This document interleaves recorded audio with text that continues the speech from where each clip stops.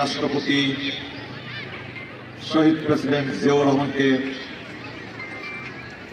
এবং তার বিদেহী আত্মার মাগফিরাত কামনা করি। স্মরণ করি আমাদের সুদীর্ঘ স্বাধীনতা সংগ্রামের এবং মহান মুক্তিযুদ্ধের নেতৃত্ব দানকারী সকল রাজনৈতিক নেতৃবৃন্দকে, সকল সেনা কর্মকর্তাকে আমরা স্মরণ করি, যারা আমাদেরকে ছেড়ে চলে গেছেন। তাদের সকলের বিদেহী আত্মার মাগফিরাত কামনা করি।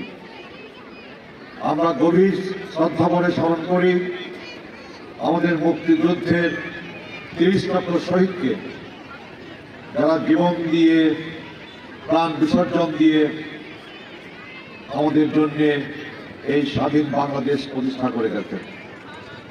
আমরা সালাম জানাই, অভিবাদন জানাই বীর মুক্তিযোদ্ধাদের, যারা এখনো বেঁচে আছেন এবং বিশেষ করে যারা আজকের এই অনুষ্ঠানে উপস্থিত থেকে আমাদের অনুষ্ঠানের তাৎপর্য, গুরুত্ব, মাহাত্ম্য অনেকাংশে বৃদ্ধি করেছেন।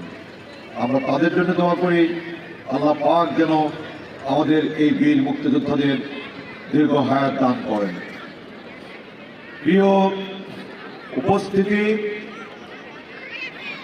অনেক আত্মদানের মধ্য দিয়ে, 2 লক্ষ মা বোনের ইজ্জতের মধ্য দিয়ে, সম্ভ্রমের মধ্য দিয়ে, অপরিসীম ত্যাগ তিতিক্ষার মধ্য দিয়ে আমরা 1971-এর 16 ডিসেম্বরে এই বাংলাদেশে আমরা বিজয় অর্জন করেছি।